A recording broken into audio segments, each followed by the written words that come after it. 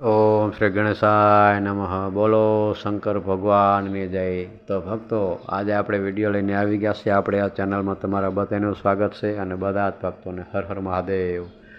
તો ભક્તો, આજની આપણી કથા છે શ્રાવણ મહિનાની શિવ મહાપુરાણની આપણી કથા છે. આપણે આગળની કથા આપણે ચાલુ કરીશું. તો આ કથા તમે પૂરેપૂરી સાંભળજો અને આ ચેનલમાં જો તમે નવા હોય તો આ ચેનલને સબસ્ક્રાઈબ કરી દેજો, જેથી કરીને આવનારી બધી જ કથા તમારા સુધી પહોંચે અને બધી કથાનો લાભ મળે. નારદજીના પ્રશ્ન અને બ્રહ્માજી દ્વારા એમના ઉત્તરો. સદાશિવથી ત્રિદેવોની ઉત્પત્તિ અને બ્રહ્માજીની દેવતા વગેરેની સૃષ્ટિની પછી એક નારી અને એક પુરુષનું પ્રાગટ્ય. નારદજી બોલ્યા, હે મહાભાગ મહાપ્રભુ, હે વિધાત, આપના મુખારવિંદથી મંગલકારિણી શંભુ કથા સાંભળતા સાંભળતા મારું મન હજુ ધરાયું નથી. તેથી ભગવાન શિવનું આખું શુભ ચરિત્ર મને કહી સંભળાવો. હે સંપૂર્ણ વિશ્વની સૃષ્ટિ કરવાવાળા બ્રહ્મદેવ, હું સતીની કીર્તિથી યુક્ત શિવનું દિવ્ય ચરિત્ર સાંભળવા માગું છું. શોભાશાલીની સતી કેવી રીતે દક્ષપતિના ગર્ભથી ઉત્પન્ન થઈ, મહાદેવજીએ વિવાહનો વિચાર કેવી રીતે કર્યો, પૂર્વકાળમાં દક્ષ પ્રત્યે રોષને કારણે સતીએ પોતાના શરીરનો ત્યાગ કેવી રીતે કર્યો, ચેતના કાશને પ્રાપ્ત થયા પછી પણ તે ફરીથી હિમાલયની કન્યા કેવી રીતે થઈ, પાર્વતીએ કેવી રીતે ઉગ્ર તપશ્ચર્યા કરી અને એમનો વિવાહ કેવી રીતે થયો, કામદેવનો નાશ કરનાર ભગવાન શંકરના અર્ધા શરીરમાં એક દેવી કેવી રીતે સ્થાન પામ્યા. હે મહામતે, આ સર્વે વાતોને મને વિસ્તારપૂર્વક કહો. આપના જેવો બીજો કોઈ સંશયનું નિવારણ કરનાર નથી અને થશે પણ નહીં. બ્રહ્માજીએ કહ્યું, હે મુનિ, દેવી સતી અને ભગવાન શિવનો શુભ યશ પરમ પાવન, દિવ્ય તથા ગોપનીયથી પણ અત્યંત ગોપનીય છે. તે સર્વે મારી પાસેથી સાંભળો.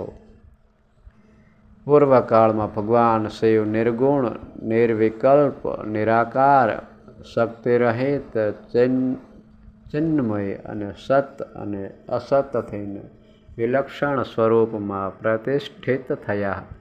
પછી એ જ પ્રભુ સગુણ અને શક્તિમાન થઈને વિશિષ્ટ રૂપ ધારણ કરીને સ્થિત થયા. એમની સાથે ભગવતી ઉમા બિરાજમાન હતા. હે વિપ્રવર, તે ભગવાન શિવ દિવ્ય આકૃતિથી સુશોભિત થઈ રહ્યા હતા. એમના મનમાં કોઈ વિકાર ન હતો. તે પોતાના પરાત્પર સ્વરૂપમાં પ્રતિષ્ઠિત હતા. હે મુનિ શ્રેષ્ઠ, એમના ડાબા અંગથી ભગવાન વિષ્ણુ, જમણા અંગથી હું બ્રહ્મા અને મધ્ય ભાગથી અર્થાત હૃદયથી રુદ્રદેવ પ્રગટ થયા. હું બ્રહ્મા સૃષ્ટિ કરતા થયો. ભગવાન વિષ્ણુ જગતનું પાલન કરવા લાગ્યા અને સ્વયં રુદ્રે સંહારનું કાર્ય સંભાળ્યું. આ રીતે ભગવાન સદાશિવ સ્વયં જ 3 રૂપ ધારણ કરીને સ્થિત થયા. એમની જ આરાધના કરીને મેં લોકપિતામહ બ્રહ્માએ દેવતા, અસુર અને મનુષ્ય વગેરે સંપૂર્ણ જીવોની સૃષ્ટિ કરી. દક્ષ આદિ પ્રજાપતિ અને દેવ શિરોમણીઓની સૃષ્ટિ કરીને હું બહુ પ્રસન્ન થયો. આ સ્વયંને સૌથી ઊંચો માનવા લાગ્યો. હે મુને, જ્યારે મરીચી, અત્રિ, પુલસ, પ્રત્યશ, અંગિરા, ક્રતુ, વશિષ્ઠ, નારદ, દક્ષ અને ભૃગુ આ મહાન પ્રભાવશાળી માનસપુત્રોને મેં ઉત્પન્ન કર્યા, ત્યારે મારા હૃદયમાંથી અત્યંત મનોહર રૂપવાળી એક સુંદર નારી ઉત્પન્ન થઈ. એનું નામ સંધ્યા હતું. તે દિવસે ક્ષીણ થઈ જતી, પરંતુ સંધ્યાકાળમાં એનું સ્વરૂપ સૌંદર્ય ઝળકી ઉઠતું હતું. તે મૂર્તિમતી સાય સંધ્યા હતી. નિરંતર કોઈ મંત્રનો જપ કરતી રહેતી હતી.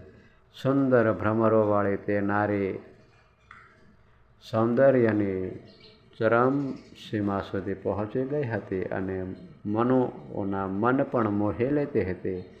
આવી જ રીતે મારા મનથી એક મનોહર પુરુષ પણ પ્રગટ થયો. તે અત્યંત સુંદર હતો. એના શરીરનો મધ્ય ભાગ કટી પ્રદેશ પાતળો હતો. દંપતીઓ ખૂબ જ સુંદર હતી. એના અંગોમાંથી મતવાળા હાથ જેવી ગંધ પ્રગટ થતી હતી. એના નેત્ર પ્રફુલ્લ કમળની જેમ શોભા આપતા હતા. અંગોમાં કેસર લગાડેલું હતું, જેની સુગંધ નાસિકાને તૃપ્ત કરી રહી હતી. એ પુરુષને જોઈને દક્ષ વગેરે મારા બધા પુત્ર અત્યંત ઉત્સુક થઈ ગયા. એમના મન વિસ્મયથી ભરાઈ ગયા. જગતની સૃષ્ટિ કરનાર હું જગદીશ્વર બ્રહ્માની તરફ અર્થાત મારી તરફ જોઈને એ પુરુષે વિનયથી ડોક ઝુકાવી દીધી અને મને પ્રણામ કરીને કહ્યું. તે પુરુષ બોલ્યો, હે બ્રહ્મા, હું કયું કાર્ય કરું? મારે યોગ્ય જે કામ હોય તેમાં મને લગાડી દો. કેમ કે હે વિધાતા, આજે તમે જ સૌથી અધિક માનનીય અને યોગ્ય પુરુષ છો. આ લોક આપથી જ સુશોભિત થઈ રહ્યો છે. બ્રહ્માજીએ કહ્યું, હે ભદ્ર પુરુષ, તમે પોતાના આ જ સ્વરૂપથી તમારા પુષ્પથી બનાવેલ 5 બાણોથી સ્ત્રીઓ તથા પુરુષોને મોહિત કરતા સૃષ્ટિના સનાતન કાર્યને ચલાવો.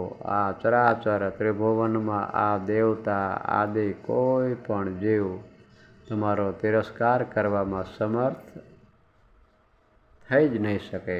તમે છુપા રૂપે પ્રાણીઓના હૃદયમાં પ્રવેશ કરીને સદા સ્વયં એમના સુખનો હેતુ બનીને સૃષ્ટિ સનાતન કાર્ય ચાલુ રાખો. સમસ્ત પ્રાણીઓના જે મન છે તે તમારા પુષ્પષણ